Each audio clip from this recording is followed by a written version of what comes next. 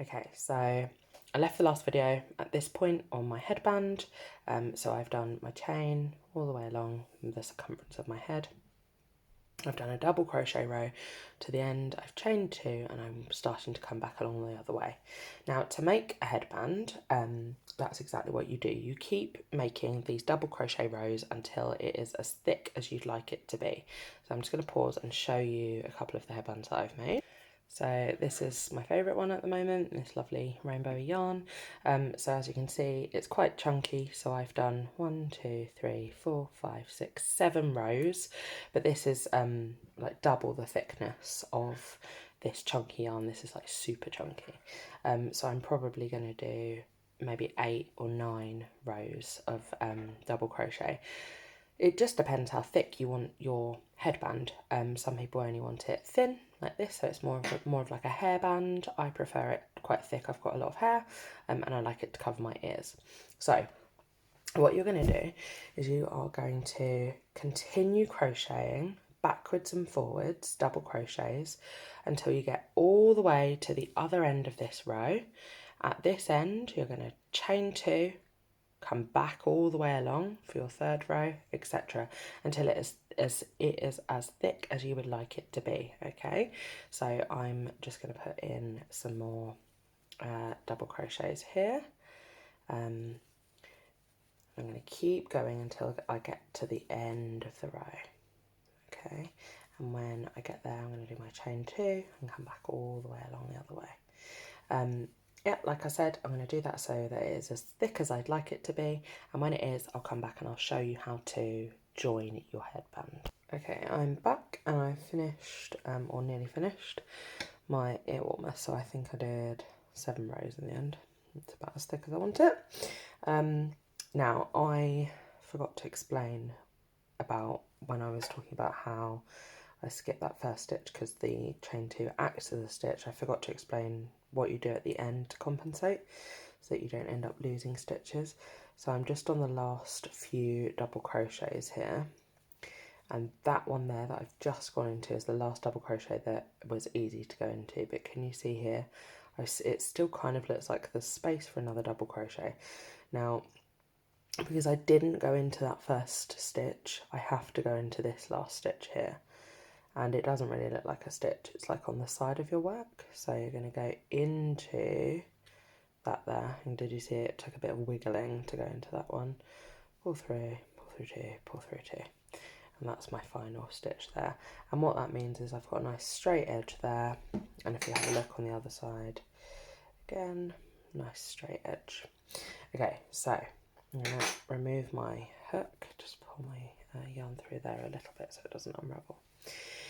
Okay, so I've got my ear warmer like this, and you could, if you wanted to, just sew up the side here so it's just straightforward, but I like mine to have this little twist at the front. I think that just makes it look a bit nicer.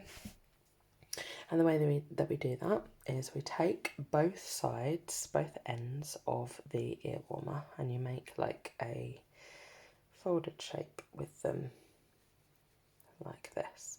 So it's the ear warmer's all facing one way, and I've made like a C shape and a backward C shape, and these are going to slot into each other, and you line them up. So can you see it's kind of like this? So if you imagine this is one side of the ear warmer and this is the other, and it's kind of like this, and they're concertinaed together. And then what you're going to do is you can either pull this yarn out and cut it and pull it through and then sew along here, but I prefer just to slip stitch. So we're going to sew these bits together. Now you need to make sure that you catch all the layers here. So we're in this first one, we're going to go through the second one, through the 3rd layer, and through the 4th layer.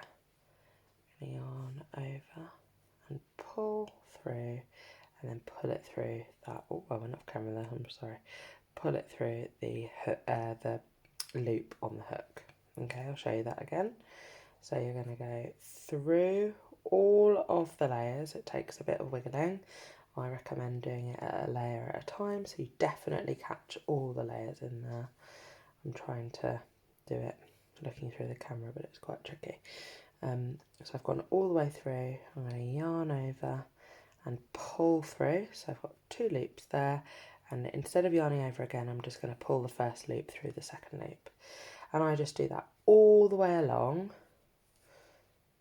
like this. It does take a little bit of wiggling so that you catch all of those layers, and then I go back the other way. Like I said, you could, if you wanted to, just get yourself a tapestry needle and sew this instead, but I just find this easier. So there we go. And I've got to the end there. I've pulled that yarn all the way through. I'm just going to find my pair of scissors, and I'm going to snip, leaving myself a tail for sewing it in. And what we do, if we've got the tail like this, we pull that loop so the end comes back through. And then what you have, if you turn your ear warmer around the right way, you've got your ear warmer with your lovely little twist in the middle. You've then got 2 ends to sew in, and all you need to do is grab a tapestry needle, nice needle with quite a large eye.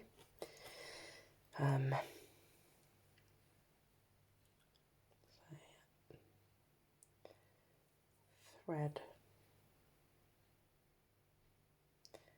it onto your needle, and then all you're going to do is just hide your yarn tails in your work. So I pull them round to the back, and those two are quite near to one another, so what I'm going to do is I'm going to do a nice double knot, keep them secure. I'm still working with the one that's on my needle. I'm just going to go in like this, push my needle through, pull, and that's hidden in that twisty bit. Get my scissors, snip, and then the cat wants to go out again. I don't know if you can hear him. Go through again, thread onto the needle. I've already tied it in a knot with the other one, so all I need to do is go through, and in that twisty bit I'm just going to thread it through, snip the end, and then I've got just 2 yarn ends that I've put in my pot over there. And then if I just sort my headband, I've got 1 headband, 1 ear warmer with a nice twist in the middle, and that looks nice at the front of your head if you were to wear it, or you could put it at the back and just have it plain on the front. So yeah, that is your double crochet ear warmer with a little twist at the front. So yeah, hopefully you understand a little bit better how we make one of these. The next video that I'm going to show you is, or the next video that I'm going to record or attempt to, is working in a circle in the round. Okay, all right, bye.